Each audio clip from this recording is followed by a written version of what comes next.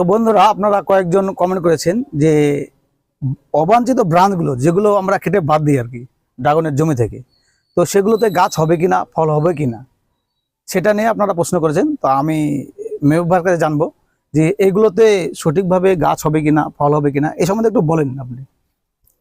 এইগুলো অ্যাকচুয়ালি এইগুলোতে সেরকম কোনো ফল হবে না, কেননা যদি ফলই হতো তাহলে কিন্তু আমরা চারাগুলো সংরক্ষিত করে রাখতাম। কেন, প্রচুর ডিমান্ড আমাদের চারার।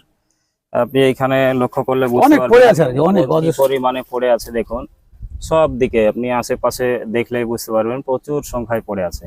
তো এগুলো থেকে সেরকম ফল আশা করা যায় না। যেগুলো আমরা চারা করি খুব হৃষ্টপুষ্ট হেলদি, সেইগুলোকে আমরা চারা রূপে গ্রহণ করি, বাকিগুলোকে আমরা ফেলে দিই। কি পরিমাণে পড়ে আছে আপনি দেখলেই বুঝতে পারবেন। দেখুন, সমস্ত জায়গায় পড়ে আছে, আমরা এগুলোকে ফেলে দিই। আর যদিও গাছ হয় তো ফল পেতে কি হবে, অনেক দেরি হবে, তাই অনেক না? দেরি হবে এবং আর আশানুরূপ ফল হবে না। হ্যাঁ, ফলও মানে আর কি যেটা হৃষ্টপুষ্ট হয় সেটা আর হবে না।